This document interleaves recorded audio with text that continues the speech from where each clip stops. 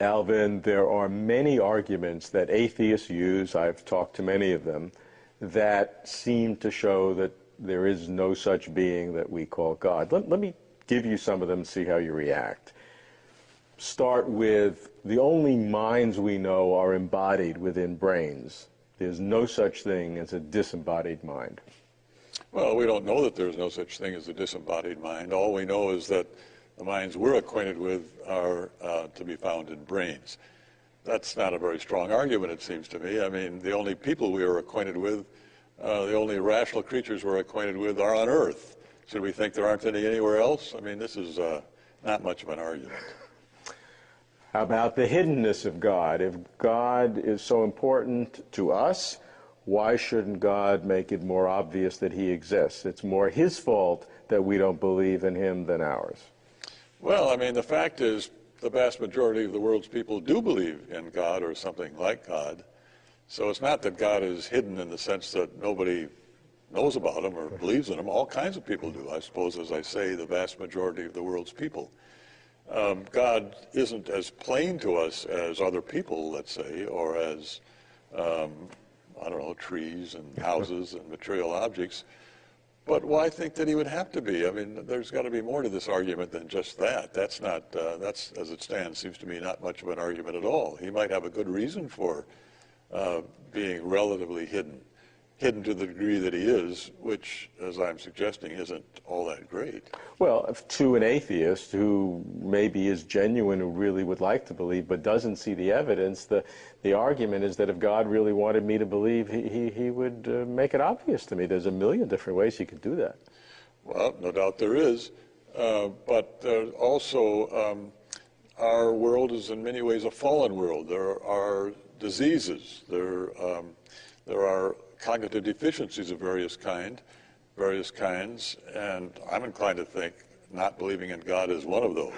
I mean, the natural human condition would be, as Calvin says, Calvin speaks of a sense of divinity, a sensus divinitatis, would be to believe in God in a totally wholehearted, implicit fashion.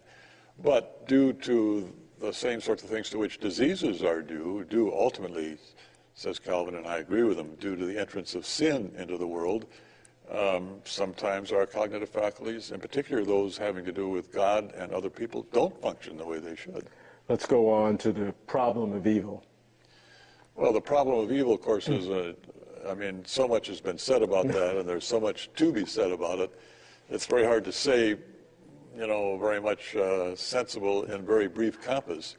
But I would say the basic thing to think about here is the fact that while it's true we can't see what God's reasons for permitting evil are, or at least we can't see in many cases what the reasons are, it's hard to see why that's an argument for its being unlikely that God exists, or that God has reasons, or that there is a being like God who has reasons. Because God's circumstances and God's own intrinsic being is so different from ours, he being omniscient and omnipotent and so on, that from the fact that he can't see why, that we can't see why a certain thing happens, why he permits a certain thing to happen, not much follows. It certainly doesn't follow that he doesn't have a reason. It doesn't even follow, in my opinion, that it's likely that he doesn't have a reason.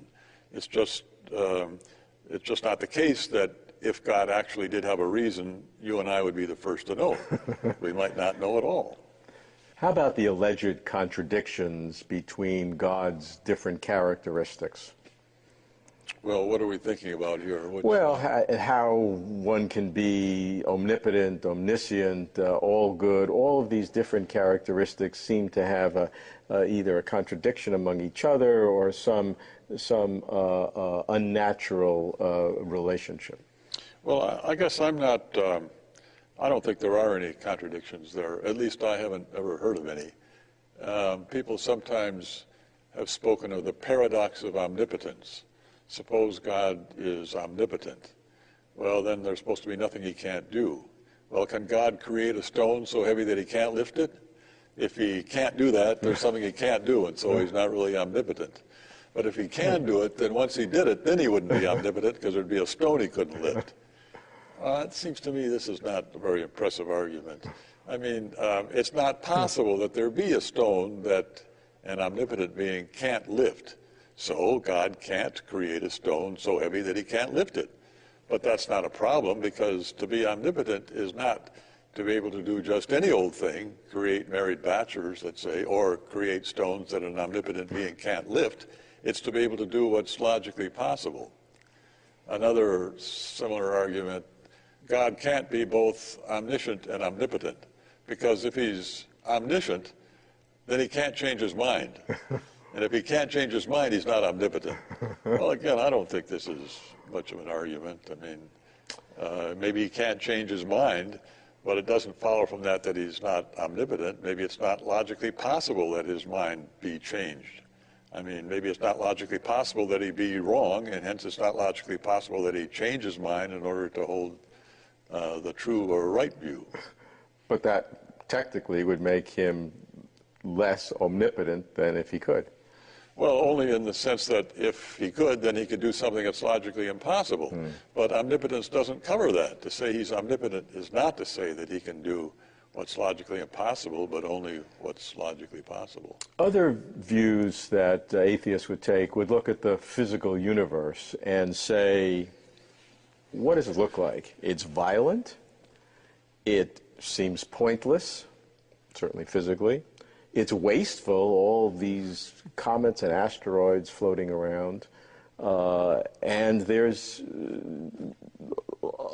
a lack of efficiency, that there's it's just a cauldron of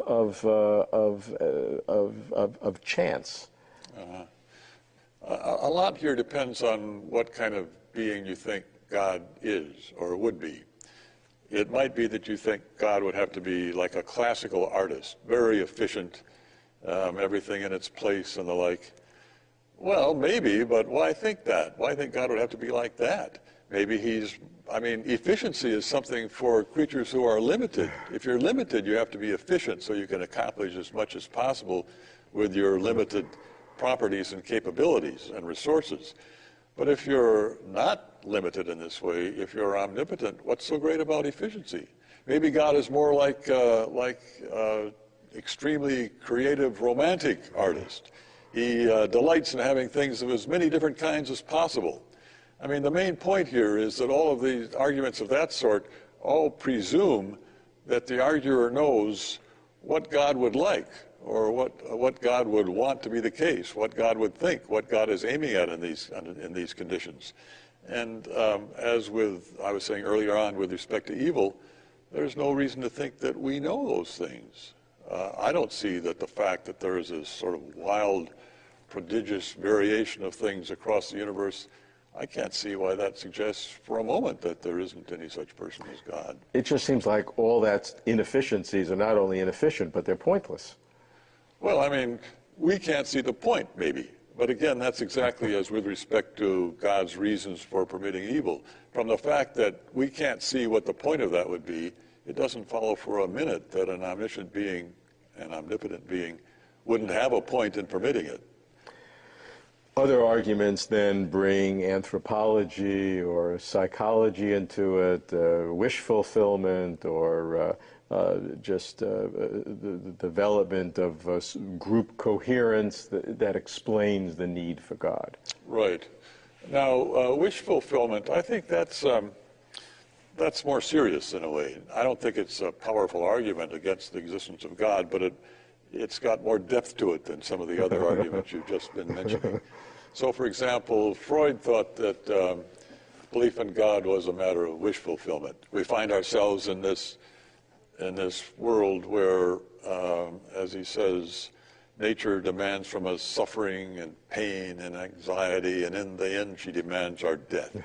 And if we looked this situation full in the face, we would fall into despair and into depression, apathy. We probably wouldn't be able to function at all.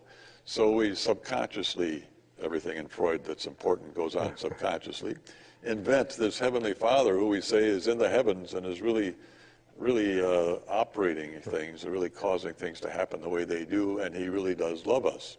So that's where belief in God comes from. Well, this is this is interesting. If in fact there is such a person as God, then belief in God will in fact have warrant. That is, it will in fact come from a source with positive epistemic status, because he would create us in such a way that we would be able to know about him. He would want us to know about him. He would create, according to theism, he has created us in his image. Part of that involves knowing, and the most important thing to know about would be God himself. It could be that God uses wish fulfillment as his means of getting us to know about him.